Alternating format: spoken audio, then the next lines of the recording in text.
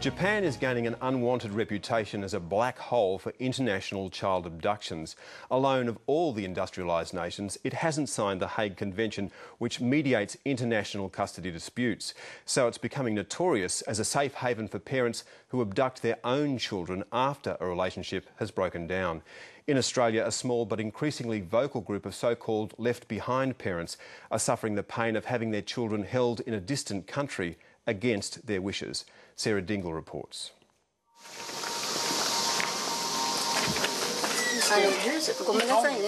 After a separation, some parents will go to enormous lengths to secure access to their child. Hello?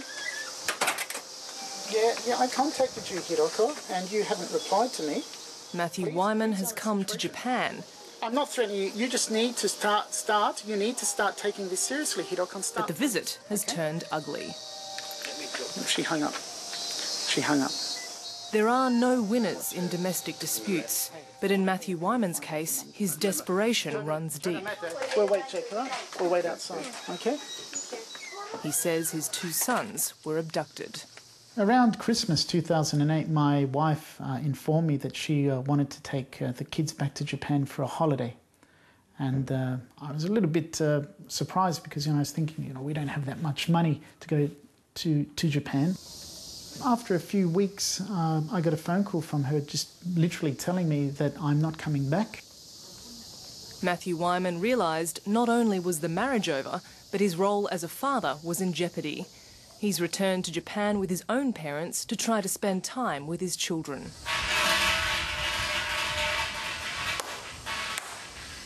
In Australia, we have dual custody. We have shared custody. But in Japan, there's only... It's basically possession is 9/10 of the law. Whoever has the children keeps the children. Stop child abduction! Stop child abduction! Stop child abduction! In Japan, the issue of international left-behind parents is getting harder to ignore. At a recent protest in Tokyo, timed to coincide with the visit of US Vice President Joe Biden, parents said they'd had enough. Just got to bring back our children. We have rights to see our children. Parents have rights to see their children. Children's rights! Hague Convention! No loophole! There is a feeling that Japan is a superior place culturally and in terms of its social mores, and that it's the ideal place for Japanese children, or children perceived to be Japanese, to live and be brought up. Family lawyer Ian Kennedy has advised on a number of cases of abduction to Japan. Unlike more than 80 nations, Japan still has not signed the Hague Convention on International Child Abduction. The principles that apply in most parts of the developed world in particular don't apply to Japan, and there's not the automatic ability for the Japanese courts to send the children back to their country of habitual residence under the convention. Japan's failure to sign doesn't just hang over the heads of parents whose children are already gone. This Sydney father of two, who we can't identify, is trying to stop his Japanese ex-wife taking the children to Japan on holiday. And then you do yours. The main fear is obviously, my kids returning to Japan, to the black hole of Tokyo, and not getting to see them, having no legal rights to see them. Their names will probably be changed, they'll probably move address, and I won't know where they are. And it'll be basically like I'm a dead parent. After separation, he realised his true predicament, where any short Japanese holiday could become forever. The first step was to hide their passports, and I hid the passports and then found out that she had the Japanese passports.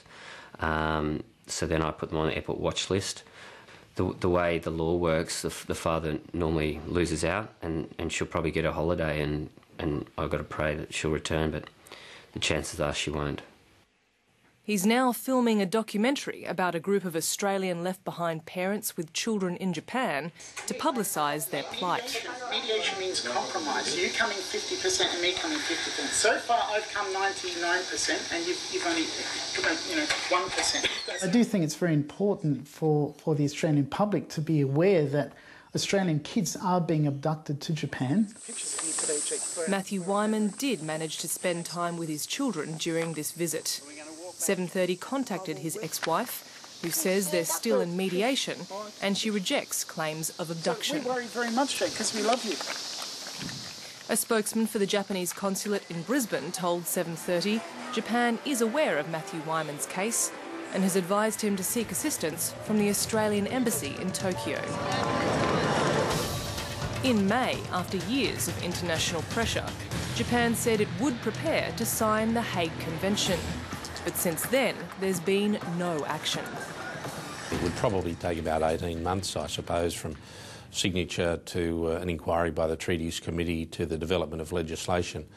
You'd have to assume you'd be looking at least that in Japan if they decide to accede to the convention. How much confidence do you have that Japan will actually sign the Hague Convention? Oh, look, I'm quietly confident that they will sign.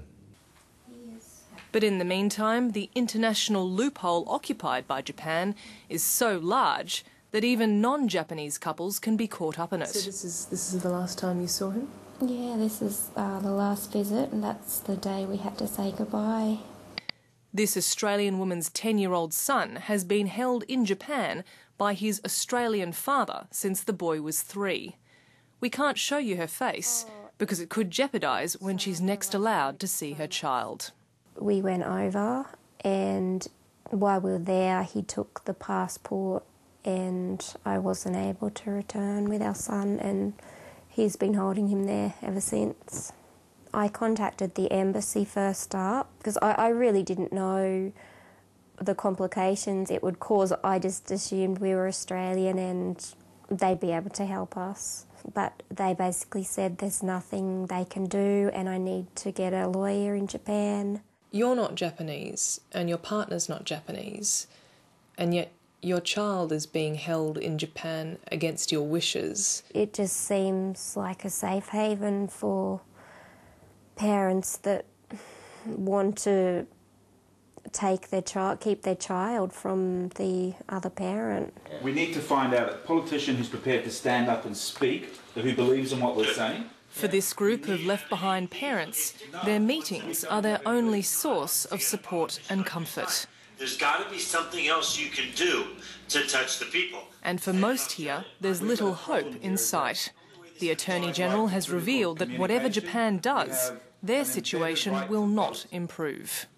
If Japan signs the Hague Convention, is it your understanding that that will apply retrospectively to existing cases? Unfortunately, no, is the answer to that. The obligations apply once the convention has been ratified, so it won't apply retrospectively, as I understand it, to existing cases. It's just really sad that I've missed so much of his life. I have to just accept that I see my son once a year and basically wait until he's an adult and can make his own choices. I've come to the realisation that they won't be returned to Australia. I have to accept that. And I have to remind my wife and her mother that please remember that they're not 100% Japanese, they're also 50% Australian. Sarah Dingle with that report.